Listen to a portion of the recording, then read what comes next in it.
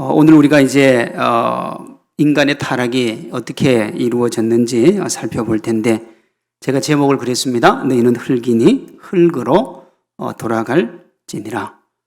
여기 이미 그 의미가 있죠. 너희는 본래 괜찮은 사람도 아니었고 좋은 사람도 아니었고 너희가 본래 가치 있는 존재도 아니었고 너희는 본래 뭐였다는 거예요? 흙이라고요. 아무 가치도 아무 쓸데도 아무 의미도 없는 존재였는데 내가 너희를 가치 있게 한 거예요. 하나님의 은혜로, 하나님의 형상으로, 하나님이 그의 생기를 불어넣으심으로 의미 없는 존재가 의미가 있어진 거예요. 그런데 그 존재가 하나님을 떠나니까 하나님이 어떻게 하셨냐? 그저 다시 의미 없는 존재로 버려 두신 거예요. 꼭 기억할 것은 하나님이 잡아주지 않으면 그 인생 자체는 본래 아무 의미가 없다는 거예요. 어제 우리는 사람이 하나님의 형상으로 창조되었고 하나님과 함께 영원히 에덴 동산에서 행복을 누리며 사는 영원의 가능성을 가지고 있었다 그랬습니다.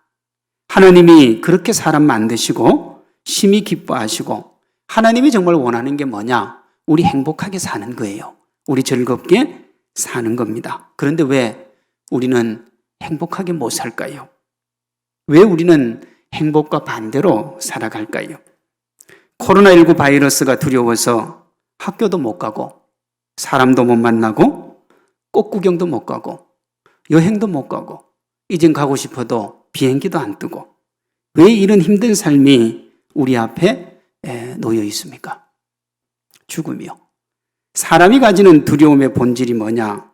죽음에 대한 두려움입니다. 이 죽음과 뗄래야 뗄 수 없는 것이 뭐냐? 주일날 말씀드렸던 죄요. 죄. 영생의 가능성을 가지고 있었던 최초의 인간 아담과 하와가 그 영생을 지속하지 못한 이유가 하나님께 죄를 지었기 때문에, 그 죄 때문에 우리에게 뭐가 왔느냐? 죽음이 찾아왔습니다.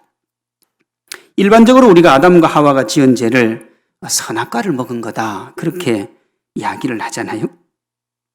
드러난 모습은 선악과 먹은 게 맞아요. 그러나 선악과 사건의 본질이 뭐냐? 하나님께 불순종한 거예요. 죄가 뭐라는 거냐 그러면 하나님께 불순종하는 게 죄예요. 우리가 주일학교에서는 선악과 먹은 게 죄다 그러는데 맞죠? 드러난 건 그래요. 그런데 핵심은 불순종이에요. 선악과 먹은 것은 불순종의 내용이지요.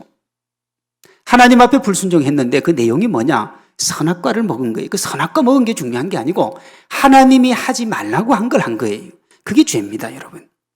아담과 하와가 하나님께 불순종해서 선악과를 먹고 살기 위해 평생을 노동하다가 결국에는 죽음의 노예가 되는 것을 뭐라고 그러느냐?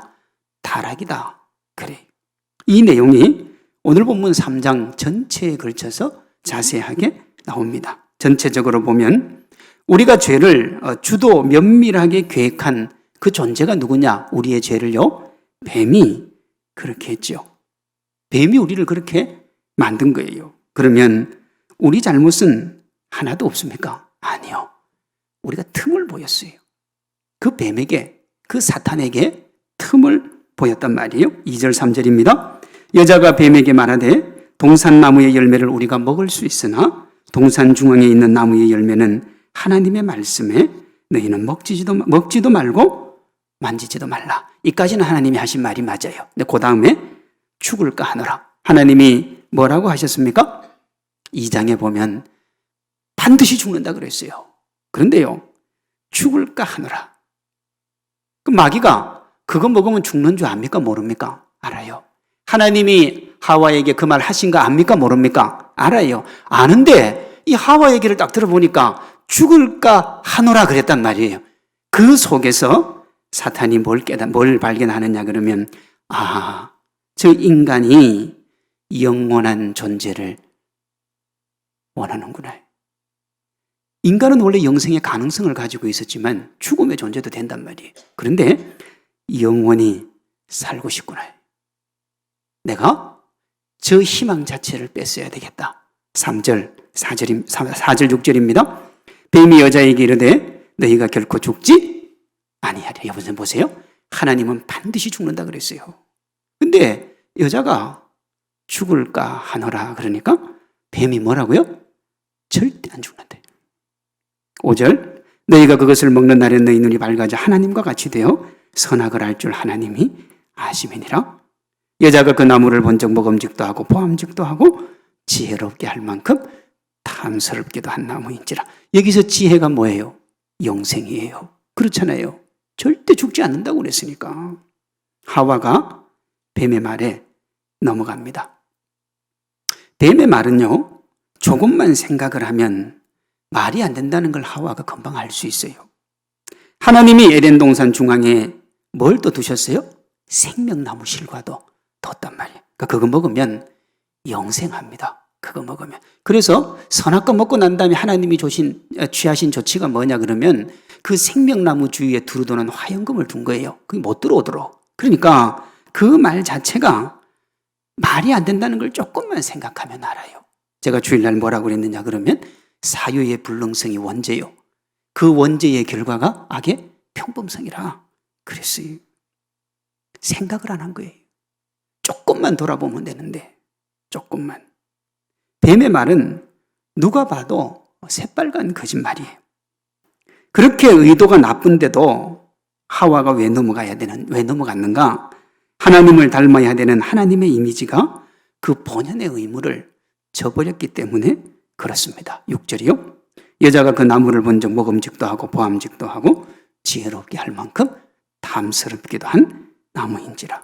이게 여러분 하와 마음에서 일어났던 뭐예요? 생각이요. 제가 전에도 이 말씀 한번 드렸는데 생각입니다.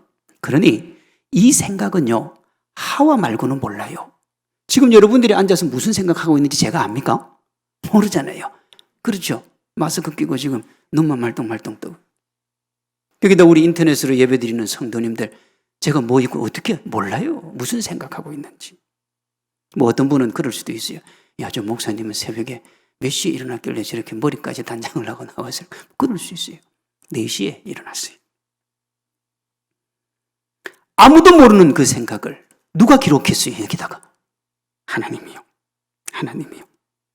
최초의 사람 하와가 죄를 짓기 직전의 그 마음, 아직 타락도 안 했어요.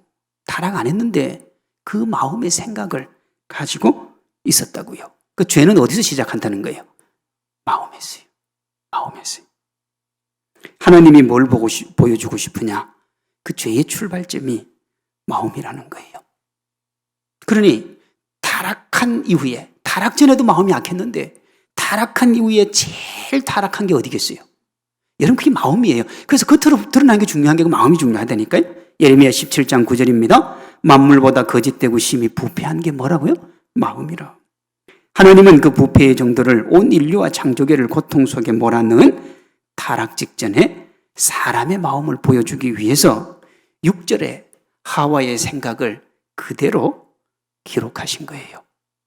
아무도 볼 수 없는 생각이라고 여기면서 함부로 생각하면 안 됩니다. 하나님이 모두 보세요. 우리를 겉으로 고통스럽게 하고 의문에 빠지게 만들고 결국은 모든 인류를 죽음의 노예적 삶으로 이끈 게 뭐냐? 마음의 생각이요. 그러므로 생각이 건강해야 됩니다. 생각이요. 생각이 깨끗해야 돼요. 겉으로는 웃으며 이야기하는데 속으로는 다른 마음 품으면 안 돼요. 세상에서는 그거 아름답다 가르치죠? 그렇게 살아라고 가르쳐요. 근데 성경은 그렇게 말하지 않습니다. 하와는 그 마음을 지키지 못해서 인류 최초의 사람이라는 영광스러움을 최초의 범죄자로 모든 인류를 고통 가운데로 밀어넣는 엄청난 죄를 지었습니다. 이 마음의 죄가 어디로 가느냐? 눈으로 갑니다. 눈을 마음의 창이라 그러잖아요. 하나님만 바라보고 하나님께 순종해야 될 그 눈이 하나님을 드러내야 할 본질적인 것에서 주변을 둘러보기 시작을 해요. 7절에 보면 뱀의 말대로 선악과를 먹고 하와의 눈이 어떻게 됩니까? 밝아져요. 밝아집니다. 그 뱀의 말이 맞았죠. 먹으면 네 눈이 밝아진다 그랬으니까요. 그러면 뱀의 말처럼 이제 자기가 누구 정도 수준에 올라서야 돼요. 하나님 수준에 올라서야죠. 사람은 다 그렇게 생각한다니까요. 인간에게 기본적으로 그 속성이 있어요. 그러니까 사람은 뭘 몰라요? 만족을 몰라요. 본질적으로 그 속성이 있어요. 왜? 죄 짓기 전에도 그 속성이 있었다니까요. 하나님 정도 위치에 올라가야 되는데 눈이 밝아진 건 맞는데 밝아진 것 때문에 하나님이 두려워지기 시작을 합니다. 하나님이요? 뱀의 말과는 전혀 다른 결과가 찾아옵니다. 선악과를 먹으면 죽으리라고 했는데 단순히 죽음만 찾아온 게 아니에요. 편하게 먹고 누리는 삶은 그대로이고 죽음이라는 변수만 생긴 게 아니다 이 말이에요. 전혀 다른 길이 찾아왔습니다. 어제 봤던 먹고 살아야 되는 그 인생의 고통이 찾아와요. 3장 17절에서 19절입니다. 아담에게 이르시되 네가 네 아내의 말을 듣고 내가 네게 먹지 말라 한 나무의 열매를 먹었은즉 땅은 너로 말미암아 저주를 받고 너는 내 평생에 수고하여야 그 소산을 먹으리라.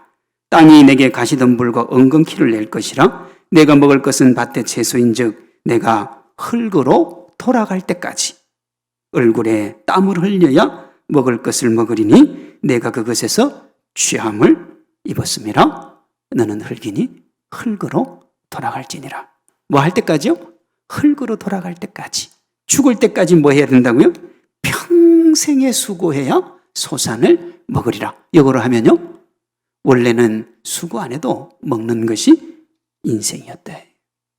하나님은 사람이 하나님을 드러내고 하나님과 동행하며 행복하게 영원히 살도록 해주셨는데 사람이 하나님 닮고 드러내기를 거부했습니다. 그 결과는 출생부터 평생 힘들게 살다가 결국은 죽음이라는 고통의 숙명을 받는 존재가 된 거예요. 선악과 사건으로 촉발된 타락의 본질은 그 열매를 먹고 먹지 않고 이전에 순종해야 될 하나님의 형상이 하나님께 순종하지 않을 마음을 먹고 자신이 원하는 새로운 이미지를 설정하고 그것을 추구한 거예요. 그게 타락입니다. 하나님을 봐야 되는데 자기 목표가 있어요. 자기 생각이 있어요. 자기 뜻이 있어요. 그 길을 향해 전력 질주하는 거예요. 뱀의 간교함과 거기에 부화내동한 인간의 마음이 모든 창조를 엉망진창으로 만들었습니다. 평생토록 노동의 땀방울을 흘려야 먹어 살 수 있고 그렇게 살아도 결국은 한 줌의 흙으로 돌아가는 존재가 된 거예요. 그러니 지엽적인 게 이제 본질이 됐고 본질이 지엽으로 밀려난 거예요. 무슨 말입니까? 여러분, 먹고 사는 게 지엽적인 거예요. 하나님을 섬기는 게 본질이에요. 그런데 이제는 뭐 어떻게 사냐 그러면 먹고 살기 위해서 하나님을 사이드로 밀어요. 먹고 살아야 되니까요. 먹고 살아야 하나님도 있는 거 아닙니까? 그렇죠? 맞습니까? 네, 생각이 많아지는 거예요. 아니요. 먹고 사는 거는 지엽적인 거라니까 하나님을 섬기는 것이 본질이에요. 인간이 죽음의 노예가 되어서 참된 행복을 잃어버리고 두려움에 잡혀 살게 된 것을 뭐라고 했느냐? 너는 흙이니 흙으로 돌아갈지니라. 하나님이 우리의 삶을 뭐라고 하셨냐? 흙이라고요.